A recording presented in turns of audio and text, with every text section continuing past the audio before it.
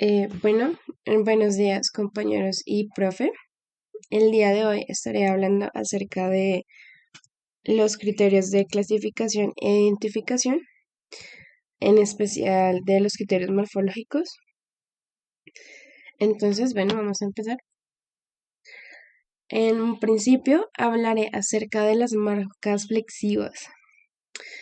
Entonces, desde las gramáticas tradicionales, las partes de la oración se han venido clasificando entre variables e invariables. Recordemos que las partes variables son aquellas que poseen flexión, y las palabras invariables son aquellas que no poseen de flexión. A manera de paréntesis o de recorderis, voy a explicar un poquito la flexión. Entonces, recordemos que en la flexión las palabras se pueden alterar a través de morfemas. Entonces, hablamos de que en la flexión es posible la unión de morfemas flexivos a una raíz o también a una base léxica. En el español hay flexión en las siguientes categorías gramaticales.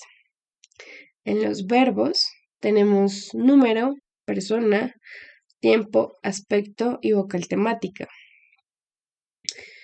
Y en los sustantivos, adjetivos, determinantes y pronombres tenemos morfemas flexivos de género y número. En los verbos tenemos un ejemplo, que es escribiremos.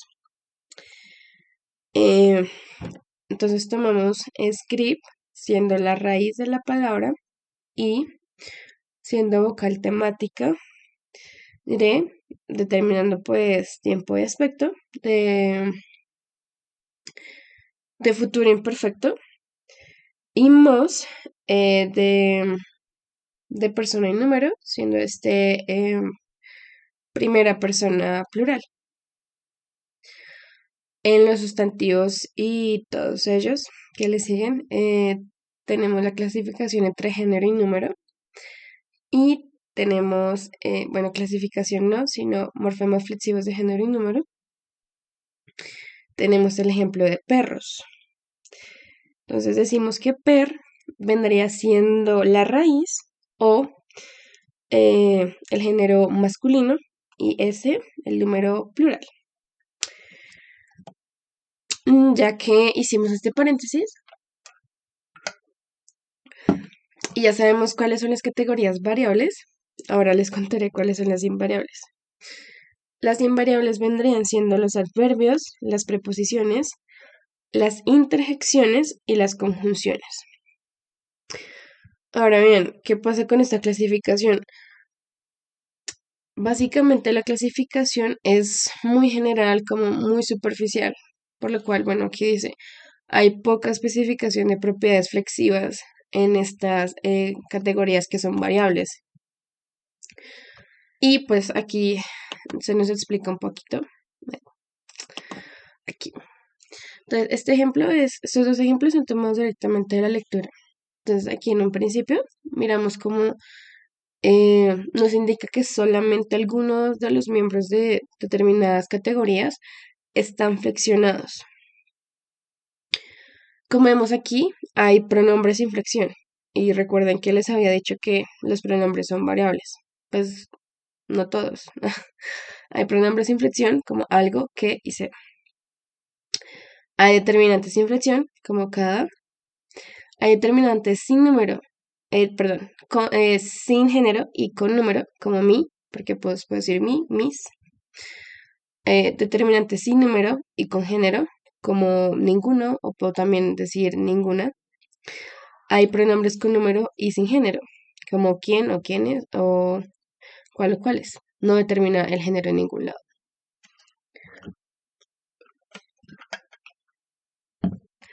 Como también podemos ver en los verbos, como les digo, esta clasificación es muy general.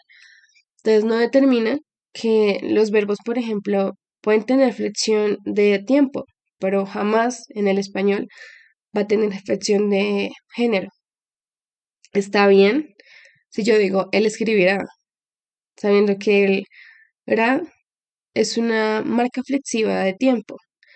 Pero si yo quiero indicar género, como él escribirá, está mal si hablamos del español, ¿no?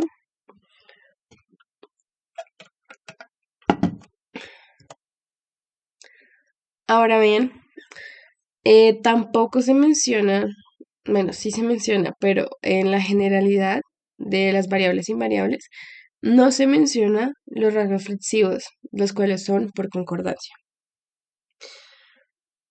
Entonces, sabemos bien que los verbos y los adjetivos tienen morfemas flexivos que están determinados por la concordancia de sustantivos que le preceden. Y de hecho también determinantes, que pues aquí sí lo ven. Bueno, ya les explico el ejemplo. Tenemos aquí el sustantivo cuchara. Es un sustantivo femenino y de hecho también singular.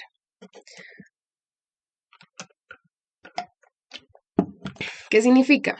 Que el verbo que está después de él debe estar en singular y en tercera persona. Recordemos que en el español el verbo no designa femenino, ¿no? Sino género. Y lo mismo pasa con el adjetivo. Debe tener concordancia con el sustantivo. Está en singular y es femenino. Ahora bien, en una partecita del texto se nos indica que hay una posibilidad que los sustantivos en el español contengan morfemas de tiempo, según la clasificación, ¿no? Como lo vemos aquí en el expresidente. Pues este morfema de aquí indica tiempo pasado, pero bueno, aquí se nos indica que no, que por tener este morfema, o bueno, en este caso, en este prefijo, no significa que los sustantivos contengan flexión de tiempo. Bueno, entonces, en este caso, vemos que antes las categorías gramaticales eran clasificadas por sus marcas morfológicas. Entonces tenemos el caso del señor Barrón, que clasificó de esta manera las categorías gramaticales. Y pues él se basaba en la ausencia o presencia de el caso y el tiempo, que son rasgos flexivos. Tenemos los nombres que deben tener caso, pero no tiempo. Los verbos que deben tener solo tiempo. Participios deben tener ambos y partículas ninguna. Las partículas son las categorías que ahorita conocemos como preposición, conjunción y adverbio.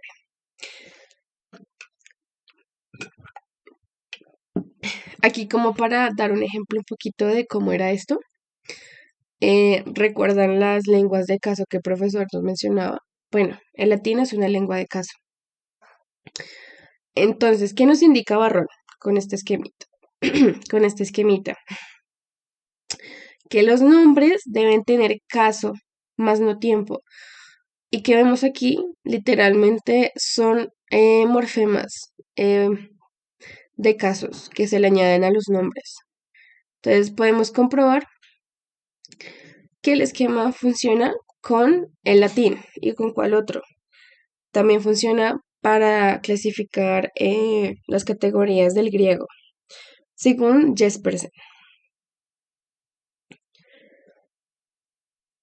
Bueno, aquí algo muy interesante también de la lectura que nos indica que hay estudios que estudian, valga la redundancia, los morfemas clasificadores, los cuales pueden ser similares al género gramatical. Y yo supongo que dicen similar en cuanto a la ubicación del morfema, tal vez no lo sé.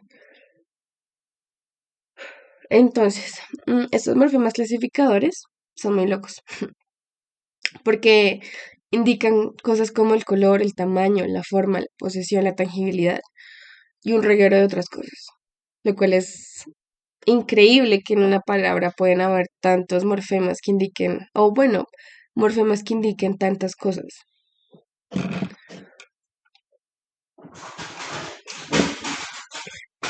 En el español tenemos los morfemas derivativos, que pues ya los conocemos.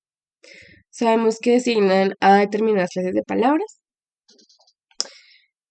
como tenemos la terminación ción, que es una terminación nominal, las terminaciones izar e ificar, que son sufijos verbales.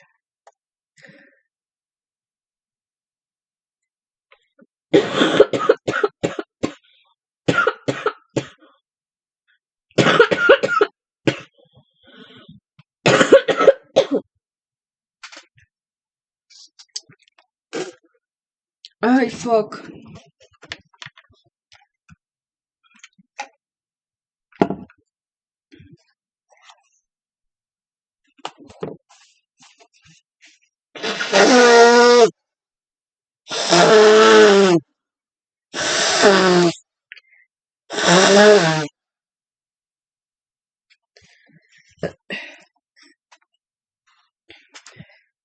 Bueno, entonces ahora iniciaré con otro apartado de la lectura acerca de la tonicidad y la independencia sintáctica. En este apartado hablaremos acerca de las formas clíticas y las no clíticas. ¿Qué es una forma clítica?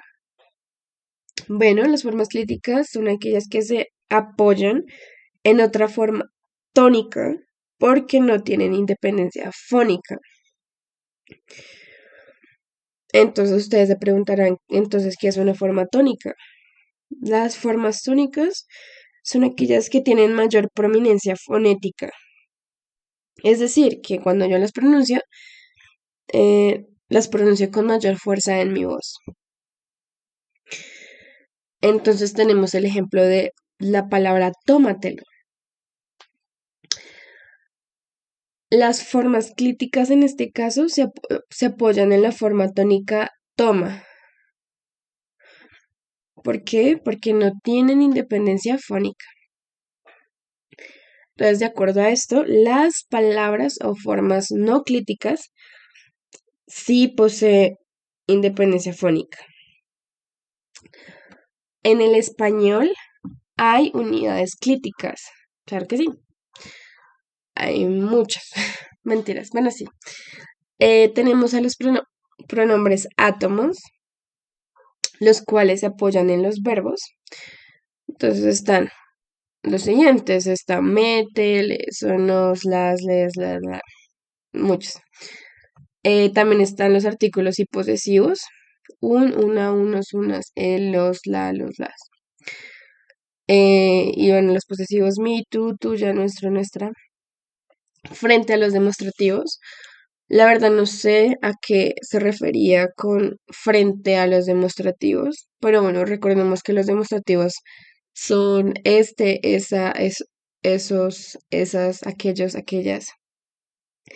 Y los relativos, de los cuales hablaremos más adelante, que es cuyo, quién, qué, el cual, etcétera.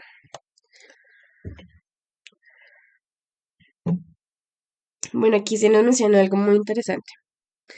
Resulta que en el italiano hay adverbios clíticos, los cuales no existen en el español. Y en el texto se comparan estas dos frases, que si se dan cuenta, coinciden con em, el determinante.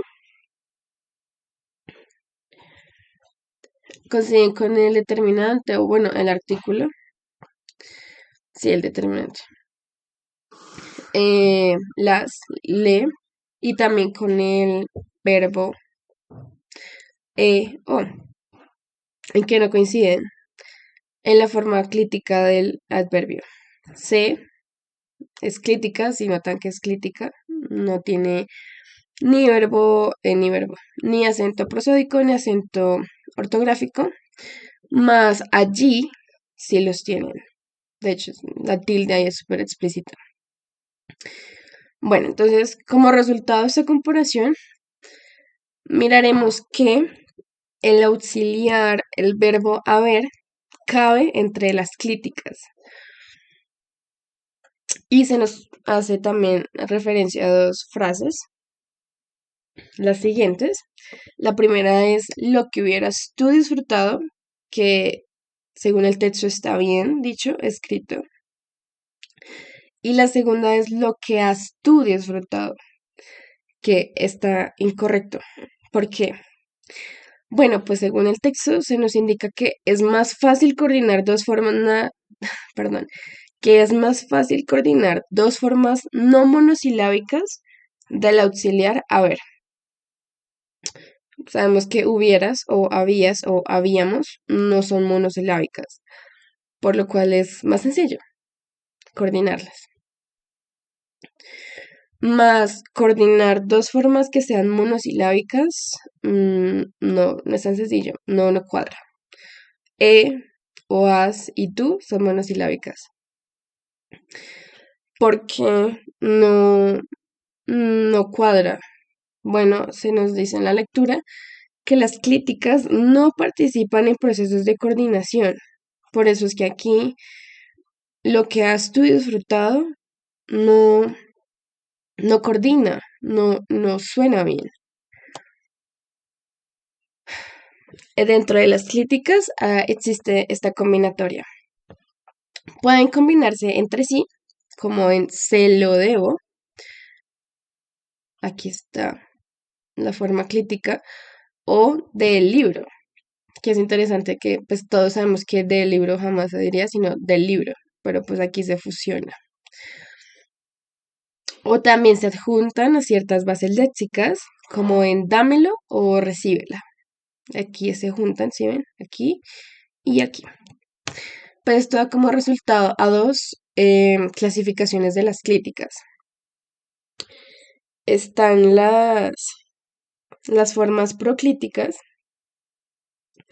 las cuales son las que van antes de una palabra sin formar una sola palabra en sí, como el artículo y las preposiciones a y de.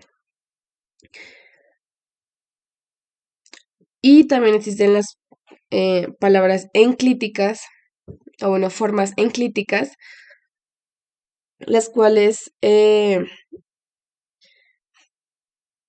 se unen a otra palabra precedente para formar una sola palabra. Recordemos el morfema posesivo del inglés del apóstrofe y la S. Sabemos que lo unimos a un pronombre, no mentiras, a un sustantivo y designa posesión. Más este por sí mismo, por sí solo, no tiene validez. En el español es muy curioso porque los pronombres átonos son ambos, proclíticos y enclíticos. ¿Por qué? Porque podemos decir me lo das, estar separados independiente de las palabras, se sintió mal, está separado, es único, y me hirió, no está unido a otras palabras, pero también enclíticas, en dámelo, escúchame y mírate. Están unidos a otras bases léxicas. En el latín hay una conjunción enclítica, lo cual no tenemos en español, es muy curioso. Pues resulta que esta conjunción, eh, pues como es enclítica, se une a otras palabras, a otras bases léxicas. Como, bueno, la conjunción enclítica es que, como en arma virunque cano, que según Google Traductor es canto de armas y un hombre. Y un hombre. Esta es la conjunción y. En español no es así. En español la conjunción vendría siendo una conjunción proclítica. ¿Por qué? Porque es sola, independiente de las palabras a su alrededor, a sus lados. Como en Juan y Pedro. No vemos, o sea, es muy diferente enclítica a proclítica, ¿no? Y esta parte es un poco confusa, pero lo entendí así. En el francés puede haber pronombres personales clíticos como el je, y por lo que entendí es que es clítico debido a que no se puede omitir el sujeto en el francés. No es independiente por sí sola. No se puede decir je y ya. O como decir y ya.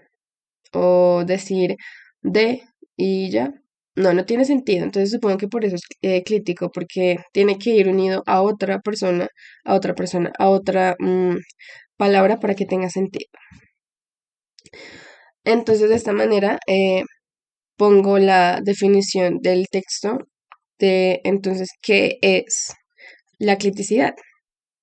La cliticidad es una propiedad que obliga a ciertas unidades sintácticas a depender morfológicamente de otras, es decir, a apoyarse en ellas.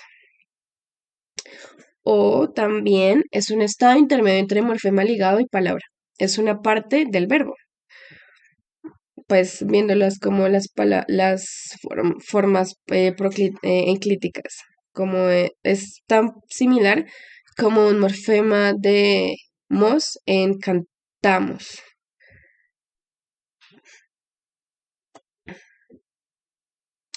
También vemos que hay propiedades sintácticas en la cliticidad, que da como resultado de la atonicidad. Entonces, bien, aquí regresaremos a las críticas que son también, hay relativos que son críticos. De hecho, todos los críticos todos los relativos son críticos, perdón la confusión. Ah, entonces, aquí lo que vamos a hacer es diferenciar los interrogativos de los relativos. ¿Mm? Tenemos modificadores en los interrogativos que, según el texto, están bien dichos, como decir quién diablos o quién mejor que Pepe. ¿Por qué en los interrogativos se acepta esta estructura? Bueno, porque la propiedad sintáctica de un interrogativo es la exclamación o o una pregunta, la interrogación. Esto directamente no es una pregunta, pero sí es como interrogativo o una exclamación. En cambio que los modificadores relativos no caben con la misma estructura. ¿Por qué? Porque su propiedad sintáctica es vincular ideas e incluirlas en una cierta oración, lo cual no se cumple en estas dos oraciones. Ay, perdón, mi voz, en serio, estoy tratando. Bueno, y por último, ya para finalizar, tenemos la elipsis. Para seguir diferenciando los interrogativos de los relativos, tenemos que, bueno, los interrogativos admiten la elipsis en su sintagma verbal.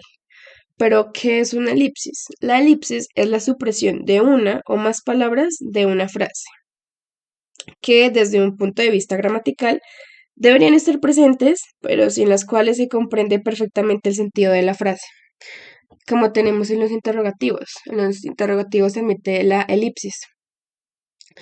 Ella ama a Juan y ¿quién a Pedro? ¿O quién a Pedro? Vemos que podemos decir ella ama a Juan y quién ama a Pedro, o ella ama a Juan y quién a Pedro. Está bien decirlo así. Más en los relativos no. Esta forma no puede, estos relativos no pueden admitir elipsis. Como ella ama a Juan y quién a Pedro. No está ni exclamando ni interrogando, por lo cual la elipsis está prohibida en los relativos. Mm, por último, simplemente les quería mencionar que este simbolito indica elipsis. Está aquí. Y bueno, eso es todo. Muchas gracias por su atención.